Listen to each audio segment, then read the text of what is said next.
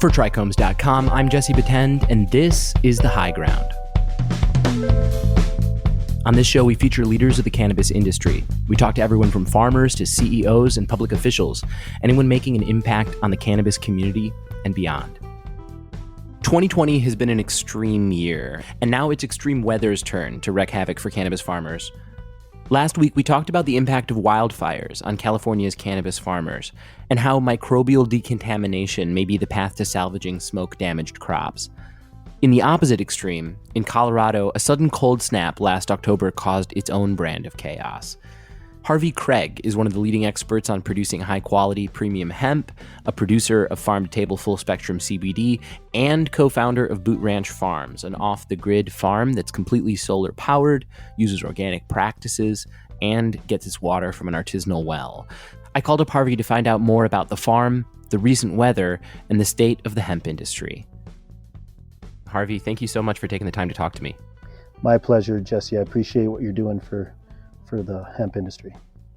I'd love to start with the recent cold weather that you guys have had down in Colorado. My understanding is about a month ago, temperatures dipped by as much as 70 degrees very, very suddenly.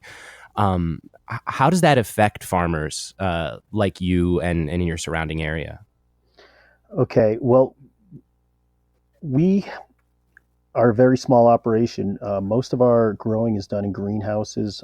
Our farm, we were very fortunate to have areas where we were able to protect from the cold snap. We don't do a very large grow, but we do a high quality grow.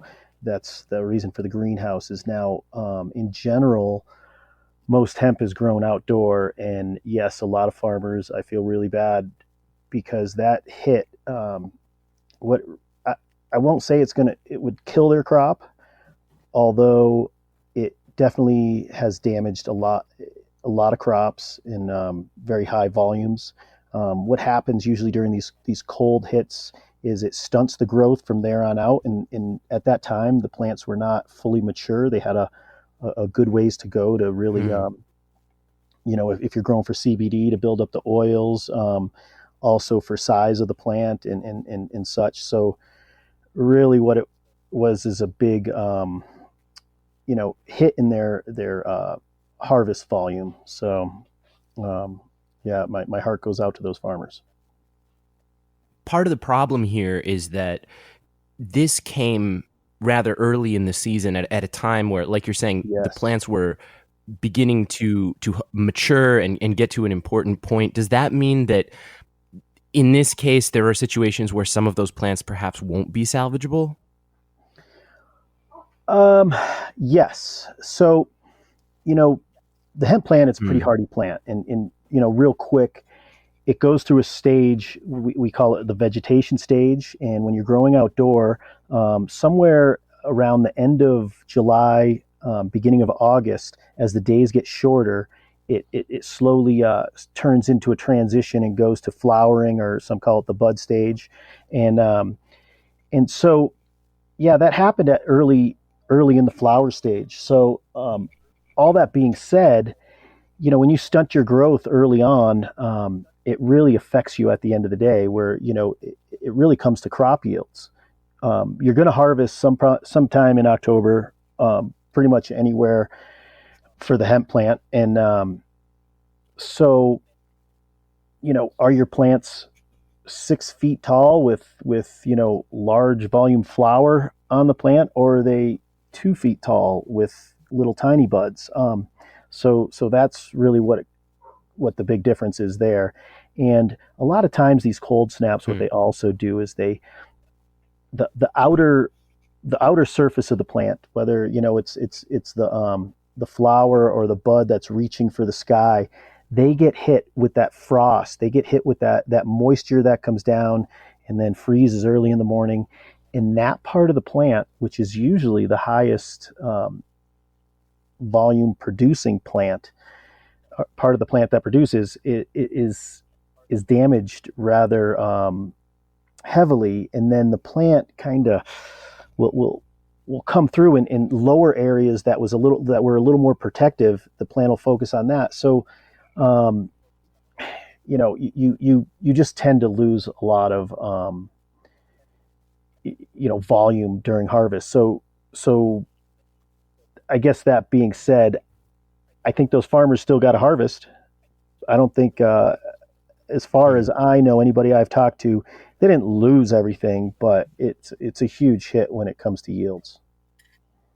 How does something like this kind of go down for you? Is it sudden enough that you sort of wake up in the morning and go, "Oh my God, the weather today is not what I expected," or was there some ability to anticipate what was coming? Well, we're pretty fortunate these days with the technology to be able to look and get an idea what's going to happen, 24, 48 hours in advance. And, our farms, we created a very unique growing system at Boot Ranch Farms.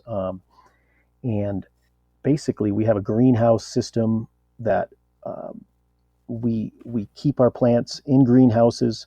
We have one large greenhouse that has all the bells and whistles: light deprivation, supplemental light, heating, cooling, um, and a lot of automation with the watering system and all this.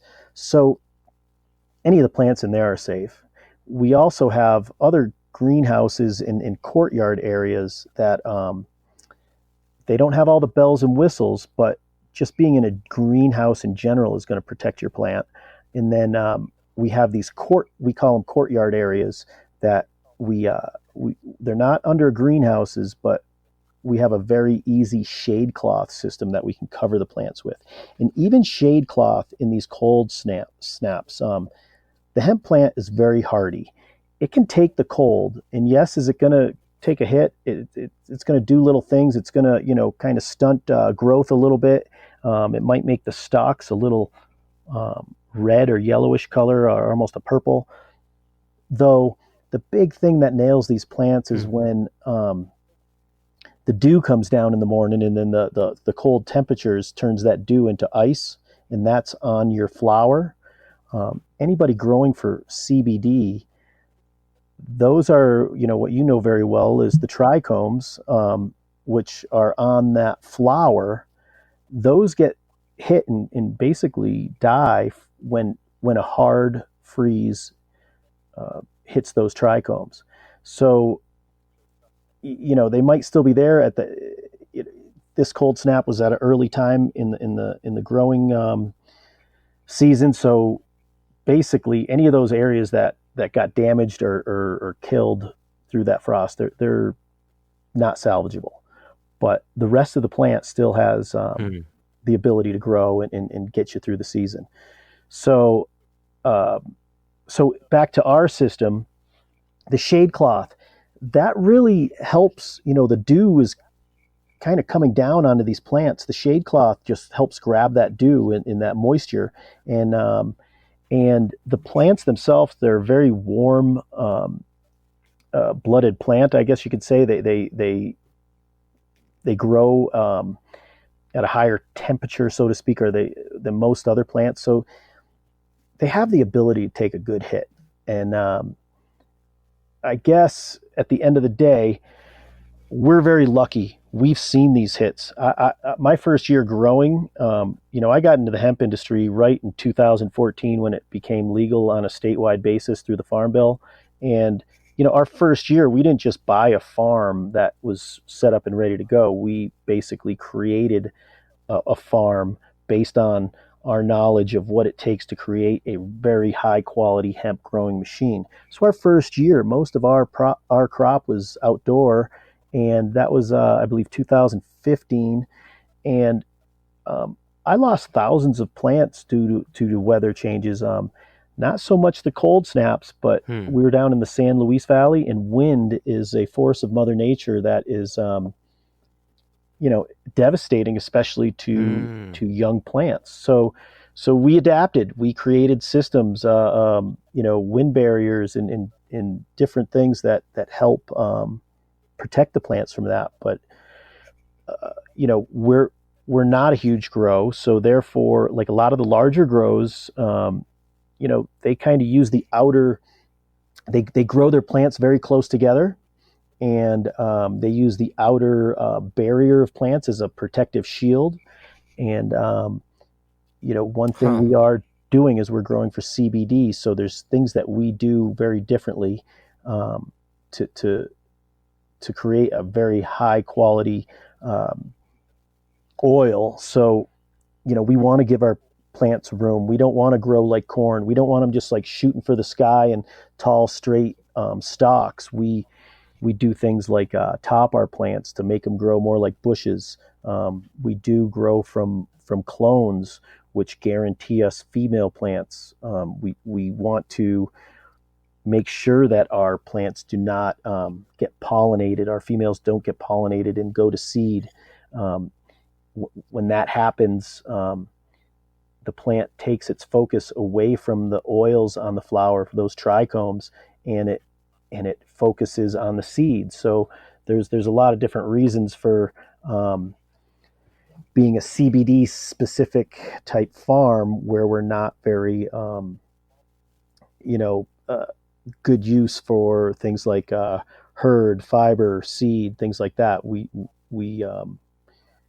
our biomass is our stalks are very viney looking or growing, and they're not huge, big, thick stalks. So it's expensive for us to um, utilize a way of using that part of the plant in harvesting it and getting it out to areas that could make something of it, whether it's the fiber for clothing or the herd for building materials or the seed for other livestock feed or whatever it might be. So let's talk a little bit about your farm and getting into the industry, because Boot Ranch is 100% solar powered. And I'm sure that brings certain challenges. Why did you approach building the farm the way that you did, and focusing on CBD as the aspect of hemp that you wanted to cultivate? Okay, so let me just go a little back. You know, I have a long history working with the cannabis industry, mostly on the marijuana side, and my skills, my background is that I'm an engineer, and you know, I go back to the '70s as far as dealing with cannabis in general, and you know, I'm not going to be ashamed of it, but a lot of the stuff that I have done has been to help support the black market, unfortunately. But my skills have Hmm. always been in building processes, making systems that work, and many times I've been hired by groups to help create a growing system that produces very high quality marijuana. And so as the 2000s kicked in, um, I started getting into the CBD business, not really knowing that I was doing that, because what I started doing is Hmm. helping people create strains that one of the big things, and this was not in a large volume situation, but I had a friend that had um, he was diagnosed with oh gosh, I'm having a little brain. It wasn't Alzheimer's. It was Parkinson's, and so I learned a little bit Hmm. about Parkinson's. And what I did was he asked me, on the marijuana side, if there was different things that I could provide for him, and he was great feedback because he could understand it. He would, I would give him some strains, and he would get back to me and be like, this works really good in the morning. This doesn't really work at all. But for some reason, if I use this Hmm. in the afternoon, it helps me get through the day. And it was really a huge quality of life booster for him. So as time went on, I started looking into these, and I sent some of these samples that were working really well for him out to a lab, and I found that there was this CBD volume in the flower, and so I started looking into CBD, and that's you know when like the Charlotte's Web guys started really getting a lot of media press, and you started hearing a lot more about CBD, and I just I realized that, this is a really good thing. And so time went on. 2014, the Farm Bill allowed hemp as to be legal to grow here in the United States on a statewide basis. I knew it was a good thing from all the things I've done in the past. I dropped everything I was doing and I focused on um, on hemp and CBD. So what I did know from my past is this is not we're not doing this as a fun product to have all kinds of different things like gummy bears and different ways to smoke it and blah blah blah to go out and be social. We're doing this for medicinal value and to help people's quality of life. So to me, that started with soil health, proper genetics, proper growing, not using any different pesticides and fertilizers that are bad for your soils, and also bad for the human body, because we're doing this as a product that goes into, that people ingest. So that those reasons are, one, why I went into the CBD business, and two, why I focused on creating a system that grows the highest quality hemp products available for not just CBD, but the terpenes of these plants. But all that being said, here we are. We're in Colorado. You can grow outdoor, and you can create a very good, high quality plant outdoor. But when you can really focus on controlling your environment, your quality can go through the roof. And I didn't want to just grow a mediocre product and create a mediocre CBD product. I wanted to create the best possible. So that's why we went in that direction. And what we found is over the years is that a lot of people are growing outdoor, and what we did was we created what we call Harvey's All Naturals, which is our product line. And we wanted to focus on being the best and being the highest quality you could get. And so we didn't want to just source hemp from anywhere. We wanted to create the best we could possibly get and use that in our product line. So that's the main reason why we created the system that we did. We don't need for us to make our product in the volume that we're able to sell. We don't need hundreds of acres. We only need 1 or 2 acres. And with the systems that we have, we're allowed to get multiple harvests throughout the course of the year. One of the thought processes on that is one, to help produce higher yields, but also to be able to, keep a fresher oil in harvest and little things like that. So we're not about volume, we're about quality. So I think that philosophy, when it comes to companies making CBD products, we're down in like the I don't know exactly what it would be, but we're probably down in the 2 percentile of products that are out there in this highly saturated CBD market, where so many people are creating a product, buying their oils on the wholesale market, and then putting money into marketing and just selling their product, not necessarily knowing where their oil may have even come from to begin with. It might be come from China, it might be come from Colorado, who knows? So there's so much to it, and there's so many products out there. So I stopped trying to compete with the mass amount of products there are in the saturated CBD market, and I just decided, hey, I'm going to focus on making the best I can, and the people that appreciate that will stick with us and buy a product again and again. I imagine that approach does give you more ability to not only get through a situation like this with the weather, where you could potentially have greenhouses or places to store plants, or at least backup plans, and perhaps not go all in on a single crop. But do you think that your approach is unique or sort of stands apart from how others have gone at it? I do. I do. So, let me just kind of give you a Hmm. background on what I've seen happen with this whole hemp industry.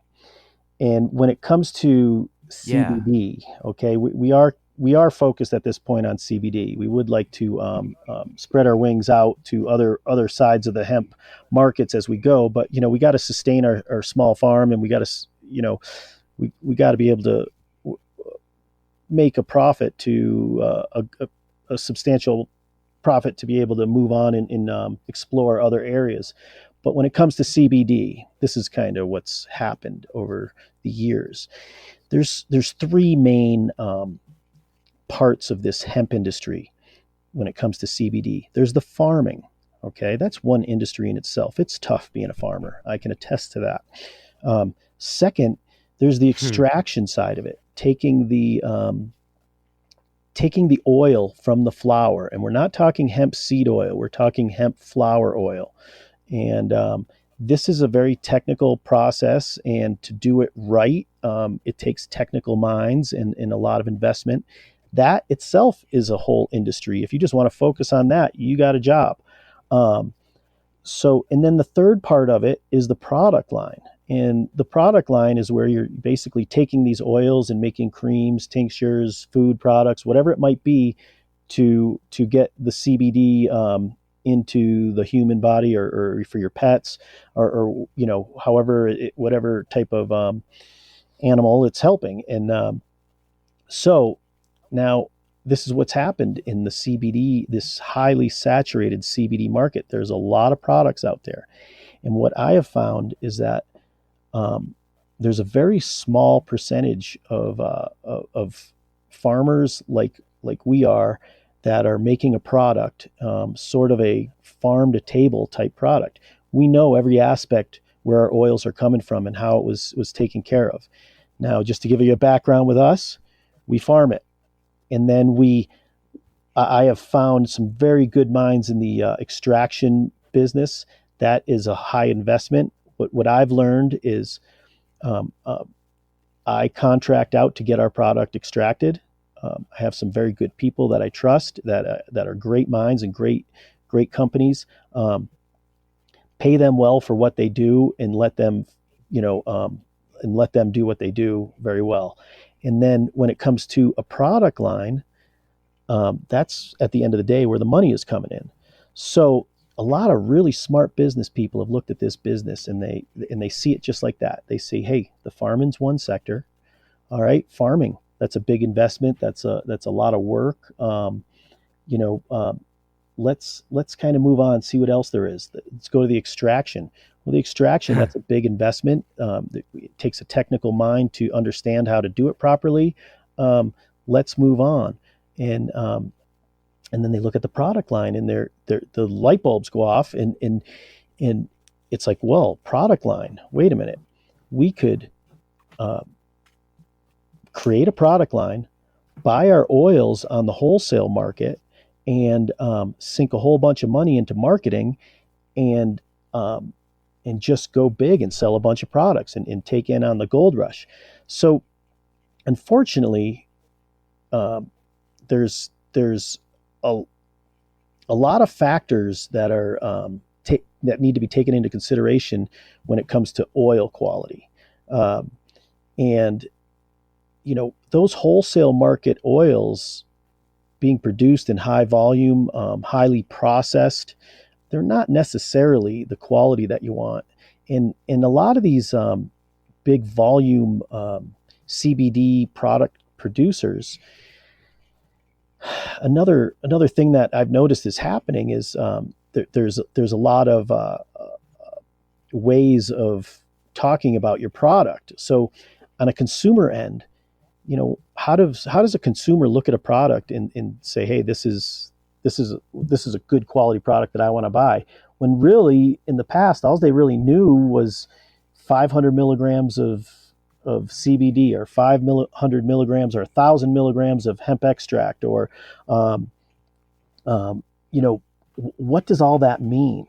Well, if it says 500 milligrams of CBD, to me that means you better have 500 milligrams of CBD in that bottle. But um, you know, what does CBD mean? There's no CBD on a hemp plant. What there is CBDA, CBG, CBC, CBN. I can't say enough about CBN. So CBD is actually created through a process called decarboxylation, and that usually happens in the extraction process. So a lot of these products that are straight CBD, they're so highly processed. It kind of comes down to that's not necessarily the best thing for you. It's very similar to like highly processed foods. After all it happened and we got all these highly processed foods on the market, time goes on and the doctors start saying, well, gosh, these highly processed foods aren't so great for you. Um, you know, the same thing's happening in the hemp industry.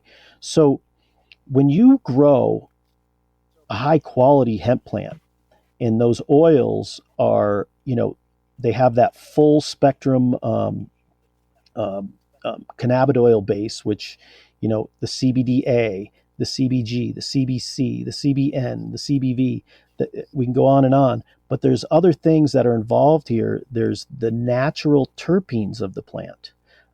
These terpenes are basically the essence oils of the plant. Now, these essence oils, very similar to the smell in the oils that make a lemon smell like a lemon, or a rose, or peppermint. Essence oils, true high quality essence oils, um, they're expensive, and so we grow for these essence oils. We grow for terpenes, and we let all the high profile cannabinoids come along for the ride. So when it comes to processing, we do not want to degrade any of that. We do very minimal, things like decarboxylation and stuff like that, and we don't use highly processed oils that you hear of, oils like isolates. Well, isolate used to be a word commonly used in this industry, and all of a sudden you don't really hear about it too much these days because I think the word's gotten out that's when it comes to medicinal value, that's not what you want. And I know that the hemp industry, it's fairly new. We just kind of really started kicking in 2014 here in the United States, and a lot of the technology has come from the marijuana industry. And one thing I guess we should note is, one, we're nothing to do with the marijuana industry, and I appreciate the marijuana industry. Marijuana and hemp is both cannabis, but when it comes to what we're doing, how we do it, how we want to provide to our consumers, we're very different, and we're also very different in the way we're governed. As a hemp grower, we're straight up governed by the Department of Agriculture. We're regular farmers, whereas the marijuana industry has its own governing, um, um, you know, uh, what would you call it? They're um, Committees or rules. Yeah. exactly. And each state has their own, because they're right as it sits right now in 2018, hemp became federally legal. So we are, more and more the states are getting along line with federal regulations, and all these regulations are being developed because we're such a new industry. Whereas the marijuana industry, it's governed state to state by their state regulatory commissions for marijuana specific.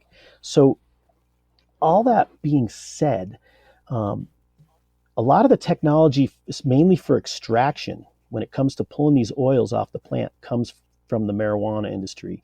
And one thing I will say is that THC, um, and just to give the listeners a back view, the difference between marijuana and hemp is they're both cannabis plants, but the big difference is hemp is the cannabis plant with less than 0.3% THC on the volume of the dried flower. So, just to give you an idea, most good marijuana grown these days is about 20 to 30% THC in the volume of the dried flower. So 0.3% is nothing.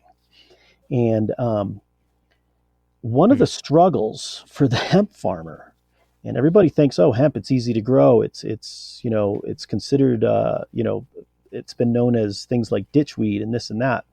And traditionally, a lot of the hemp out there, when it comes to terpenes, which are the essence oils of the plant, the aromas of the plant, a lot of the old school hemp has very grassy smelling aromas or hay smelling aromas, and those aren't the desirable terpenes you want. You want more of these sweeter smelling terpenes, like the lemon smells or the cherry smells, and those terpenes, the if you keep that natural terpene attached or within the oil of that's going into your products, chances are very good that the medicinal value of that product is going to be through the roof. Now, through processing, there's a lot of things that can be done. These terpenes can be stripped out, and then they can add other terpenes in, but nothing can replace that molecular structure created by Mother Nature. Hands down, you just cannot do it. So, all that being said, when we create our oils, we do not want to strip them down. We do not want to degrade our terpenes. Terpenes get degraded at very low temperatures, like just above 100 degrees Fahrenheit. And a lot of the other big thing here is, I'm going to compare THC to CBD in the processing side of things, because once again, on the marijuana plant, there's no THC. THC is the chemical that actually gets you high when you either smoke it or you ingest foods. Now, there's a process called decarboxylation, and it's a heat process that transforms THCA, which is what's actually on the plant, to THC. So if you took a marijuana bud and just ate it, you're not really going to get high. But if you take that bud and you put it in a pipe, or however you want to smoke it, and you hit it with a lighter, that heat creates instant decarboxylation, and then that is what gets you high, because it transformed the THCA in that bud to THC. You took it in through the smoke, and you got high. Well, the same thing happens with CBD. There's CBDA on the plant, and it doesn't turn to CBD unless there's some type of heat process. On the marijuana side, when they're creating these oils to put into foods and things like that, they want to decarboxylize because they don't want to put an oil out there that does not get you high. But when it comes to the CBD side, CBDA is fantastic for things. We're having phenomenal success for things like arthritis, chronic lower back pain, all these deep-rooted ailments that are tough to control, and they're ailments that a lot of people have. So when it comes to that, we kind of had to step back and start fresh and say, and not look at what the marijuana industry is doing, but create our own system. Grow high quality, full spectrum strains of hemp. When it comes to extraction, work with people that can really help us extract at very, very cold temperatures to preserve the natural compounds in that oil. And then we do not do any further processing to our oil. In the industry, that oil is considered, they call it what's called a crude oil. It's not an oil that's 100% CBD or CBDA, or it's about, the cannabidiol profile is in the, let's say, around the 70 to 75% of that oil. So there's CBDA, CBC, CBG, CBN, all these high quality, full spectrum cannabinoids. There's also the terpenes of the plant. There's also some organic material, these fats, the lipids, and different things. Um, they're not necessarily bad for you. So why get rid of them? Because by getting rid of those, you actually degrade your oils. You transform a lot of pretty much all the cannabidiol profile, that full spectrum profile, whether it's CBDA throughout the whole range, that gets transformed to what's called CBD. And so what I have learned is that's what we want. That's the gold that creates a quality product. Now, um, a lot of hemp is just grown on the large scale, you know, industrial hemp. If you're growing hundreds of acres, you know, it's hard to give that plant the attention and the love it needs. It's just out there growing. So at the end of the day, you might not have that high quality terpene structure. You might not have a good full spectrum profile in the hemp. Some of your hemp might have went to seed in different, all kinds of different things. So what generally happens is those are harvested in high volume and then thrown into extraction systems that are also high volume. And there's different levels of processing, but every level of processing, in my eyes, degrades the oil. It might do some transforming. It might transform CBDA to CBD. You might lose the terpenes, and there's different levels of processing. You know what basically it starts at is a full spectrum crude is what we prefer to use, and then there's another level of processing now that they call broad spectrum. Now the true definition of broad spectrum is basically try to get rid of that tiny minuscule amount of CBD I'm sorry, not CBD, THC in the oil, but still keep as much of a full spectrum CBD profile as you can.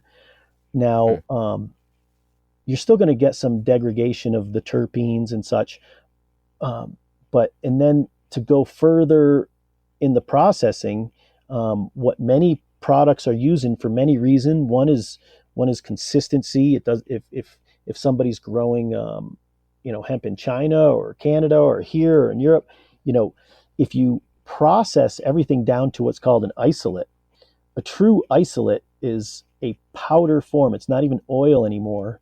And what happens with the isolate is it's basically a powder that's 90, it's like, don't quote me on this, but it's like 96 to 99% straight CBD. Which sounds fantastic, but it's back to the highly processed thing. How is that good for your health in the long run? Well, a lot of tests show that that's not necessarily the best thing to be taking on a day-to-day basis. If you're just trying a CBD product once here, once there, not so bad. But if you're taking these products on a daily basis, you want a good quality oil that has the natural terpenes for many, many, many reasons. And so many of the products, I would say it's in the range of 90% of the products out there on the market are just highly produced products that really aren't necessarily using the quality of oil that other small percentage of the industry is using. So, I guess I could go on and on about this, but at the end of the day, now that we're moving forward and we're getting regulated federally,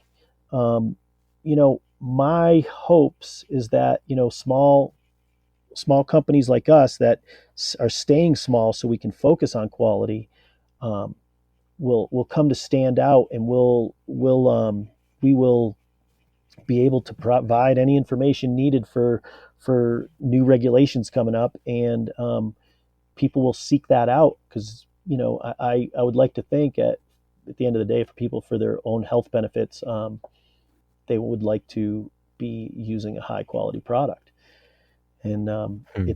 it's starting to show now that we've been in this for a few years. Our feedback from customers is just phenomenal. And the thing I love the best, we have a product line called Harvey's All Naturals, and I've been we've been doing that since about 2016, and we have enough people out there using the products that now that time has gone by, they've tried our product, they liked it, and they've gone out and they've tried other products, and I'm all about that.